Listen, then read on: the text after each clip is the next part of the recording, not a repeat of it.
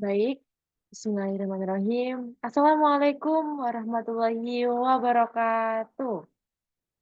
Alhamdulillah, alhamdulillahilladzi hadana li hadza wa ma kunna linahtadiya an hadanallah. Asyhadu alla ilaha illallah wa asyhadu anna Muhammadan abduhu wa rasuluh amma ba'du. Yang terhormat Ibu Amalia Rahma, SGZ MSI, selaku dosen pengampu mata kuliah Patofisiologi Penyakit Tidak Menular, serta para teman-teman dan para pemirsa semuanya yang saya cintai dan saya banggakan. Pertama-tama, marilah kita panjatkan rasa puja dan puji syukur atas kehadirat Allah Subhanahu wa taala yang mana berkat rahmat dan hidayahnya kita dapat berkumpul di sini dalam keadaan sehat walafiat. Kedua kalinya, salawat serta salam tetap tercurah limpahkan kepada junjungan kita, Nabi besar Muhammad SAW, yang mana berkat tuntunan beliau kita dapat membedakan mana jalannya hak dan batil, yakni adinul Islam. Baik, sebelumnya saya mengucapkan terima kasih kepada Ibu Amalia Rahma yang telah memberikan kesempatan yang sangat luar biasa kepada saya untuk mempresentasikan hasil kerja saya mengenai penyakit akut mieloid leukemia atau yang disingkat dengan AML. Di sini apakah udah ada yang tahu mengenai penyakit ini? Kalau kalian belum ada yang tahu, nanti saya akan membagikan sedikit ilmu yang saya dapatkan kepada kalian semuanya. Simak ya. Baik, sebelumnya saya merupakan maha saya dengan nama Nuka Dwi Ningrum dengan NIM 231101013 dan mata kuliah Patofisiologi Penyakit Tidak Menular. Saya merupakan mahasiswi program studi Ilmu Gizi Universitas Muhammadiyah Gresik. Nah, di sini saya mendapatkan kasus yaitu pemuda usia 25 tahun bekerja di pertanian intensif selama 7 tahun tanpa menggunakan alat pelindung diri atau disingkat APD dengan keluhan lemah, pucat, memar mudah, dan hasil pemeriksaan yaitu leukositnya tinggi plus meningkat dan menyebabkan akut myeloid leukemia atau disingkat dengan AML. Tentunya dari kasus tersebut saya mendapatkan pokok pembahasan 4. Yang pertama yaitu saya akan mengulik mengenai definisi, etiologi, dan faktor risiko AML. Kemudian ada paparan pestisida dan resiko akut myeloid leukemia. Kemudian yang ketiga yaitu saya akan membahas mengenai proses oksidatif, metabolit toksik, dan gangguan imun dalam AML. Dan yang terakhir yaitu tentunya dukungan gizi pada pasien akut myeloid leukemia. Di sini saya akan menjelaskan mengenai pengertian. Pengertiannya yaitu akut myeloid leukemia merupakan keganasan hematologi akut yang ditandai oleh akumulasi sel myeloid imatur di sumsum tulang. Penumpukan sel belas ini menghambat produksi sel darah merah, sel darah putih normal, dan trombosit, sehingga pasien mengalami anemia, mudah memar, serta rentan terhadap infeksi. Ini menurut Santoro 2024. AML merupakan leukemia akut yang berasal dari sel punca mieloid dan berkembang secara cepat.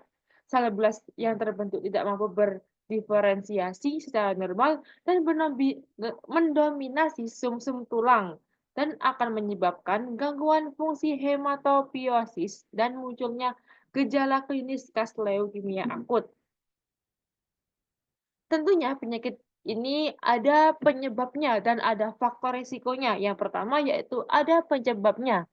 Etiologi AML bersifat multifaktorial, melibatkan mutasi genetik pada sel punca hematopoietik yang dipengaruhi oleh faktor lingkungan.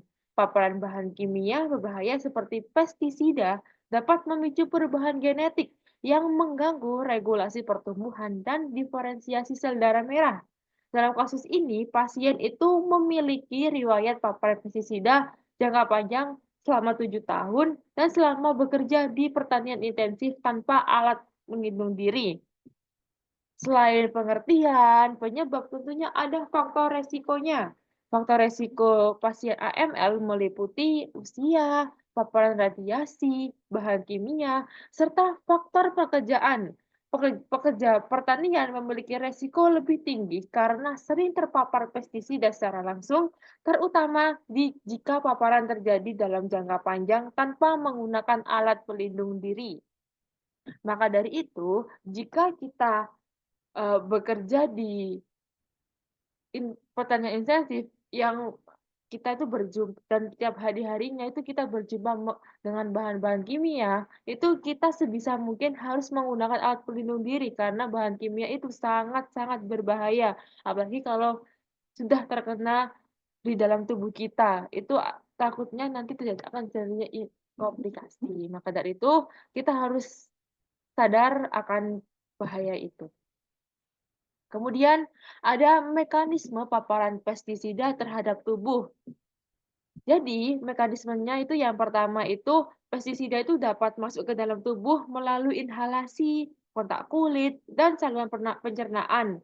Kemudian, setelah masuk ke dalam tubuh, pestisida itu dimetabolisme di hati menjadi metabolit yang bersifat reaktif dan dapat menyebar ke berbagai organ, termasuk sumsum tulang. Nah, paparan berulang itu dapat menyebabkan akumulasi zat toksik yang memicu kerusakan sel kronis. Ini tuh menurut tahun 2021. Pestisida itu, yang banyak digunakan dalam pertanian itu seperti organofosfat dan organoklorin, ini tuh merupakan bersifat toksik dan berpotensi dapat menyebabkan karsinogenik. Nah, paparan pestisida itu dapat terjadi melalui inhalasi, kontak kulit, atau saluran pencernaan. Kemudian di metabolisme menjadi senyawa reaktif yang dapat merusak jaringan tubuh termasuk sistem tulang belakang tadi. Nah, yang menurut Just et al. Tadi. Nah, di sini tentunya ada peran stres oksidatif, metabolit toksik, dan gangguan imun. Yang pertama yaitu peran stres oksidatif. Nah, paparan pestisida itu meningkatkan pembentukan reaktif oksigen spesies atau disingkat dengan ROS yang menyebabkan stres oksidatif. Nah, stres oksidatif berperan dalam merusak DNA dan mendukung proliferasi sel leukemia. Kemudian ada peran metabolit toksik pada peran gangguan imun yang kedua itu. Nah, pada pasien AML itu produksi sel darah putih itu normal menurun akibat dominasi sel blast yang tidak berfungsi. Nah, hal ini itu dapat menyebabkan gangguan sistem imun dan meningkatkan resiko infeksi. Selain itu, paparan bahan kimia itu juga dapat menekan respons imun tubuh terhadap sel abnormal sehingga mempercepat progresivitas penyakit. Ini menurut Santoro 2024. Kalau peran metabolit toksiknya yaitu metabolit toksit itu dari pestisida itu dapat menyebabkan kerusakan di DNA, gangguan mekanisme perbaikan gen, dan ketidakstabilan kromosom. Nah, kerusakan ini itu dapat memicu mutasi gen yang mengatur siklus sel, sehingga sel mieloid berkembang secara tidak terkendali dan memicu proses leukemogenesis pada AML. Nah, tentunya orang yang mengidap penyakit AML itu tentunya memiliki masalah gizi. Nah, pada pasien AML itu rentan mengalami malnutrisi akibat peningkatan kebutuhan metabolik, inflamasi, dan efek samping kemoterapi seperti mual dan penurunan nafsu makan.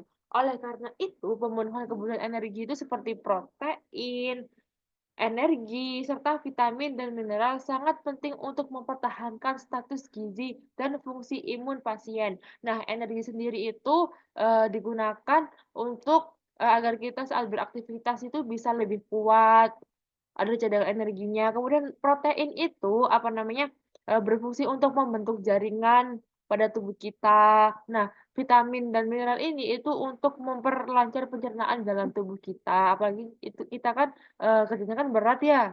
Kemudian tentunya ada dukungan gizi yang diberikan dari ahli gizi atau enggak dari orang-orang sekitar yang paham mengenai penyakit ini. Nah, dukungan gizi diberikan melalui diet tinggi energi dan protein, penyesuaian tekstur makanan sesuai toleransi, serta pemberian nutrisi enteral atau parenteral bila asupan oral tidak mencukupi. Jadi, ketika pasien itu mengalami gangguan mental contohnya ya itu bisa menggunakan, makanan yang berupa enteral atau parenteral. Kemudian, pemantauan status gizi secara rutin diperlukan agar intervensi gizi itu sesuai dengan kondisi klinis pasien. Jadi, tentunya saat kita mengidap penyakit ini itu tentunya harus ada pemantauan status gizi secara rutin. Nah, dari yang sudah saya jelaskan tadi mengenai pengertian, faktor resiko, etiologi, mekanisme, kemudian masalah gizi dan dukungan gizi, gangguan, eee, stres oksidatif, gangguan imun dan metabolisme itu dapat disimpulkan bahwasanya AML itu merupakan kanker darah akut yang ditandai oleh penumpukan sel mieloid imatur akibat kerusakan genetik yang dipengaruhi oleh faktor lingkungan seperti paparan pestisida. Nah, proses leukemogenesis ini melibatkan kerusakan DNA, sel oksidatif, dan gangguan sistem imun. Dukungan gizi yang optimal berperan penting dalam meningkatkan toleransi terapi dan kualitas hidup pasien AML. Nah, dapat disaran dan tentunya ada sarannya, yaitu diperlukan peningkatan edukasi dan penggunaan alat pelindung diri bagi pekerja pertanian untuk mencegah paparan pestisida. Selain itu, dukungan gizi sebaiknya menjadi bagian dari penata laksanaan komprehensif pasien AML guna memperbaiki luaran klinis dan keberhasilan terapi. Ya, baik. Itu tadi, sedikit ilmu yang bisa saya sampaikan kepada Ibu Amalia, kepada teman-teman, kepada pemirsa. Semoga, yang tadi yang saya sampaikan bisa menambahkan sedikit pengetahuan kepada kalian. Kemudian, tentunya saya ini bukan manusia sempurna, tentunya masih banyak kekurangannya, baik dari segi, informasi, segi, apa namanya, segi informasi, segi editing dalam PPT, segi dalam penyampaiannya mungkin, banyak yang kurangnya, saya memohon maaf yang sebesar-besarnya. Saya akhiri, billahi fisabilil haq, fastabiqul khairat, summa salam. Wassalamualaikum warahmatullahi wabarakatuh. Jadi, lindungi diri kita sebelum kita terkena penyakit. Terima kasih, semangat.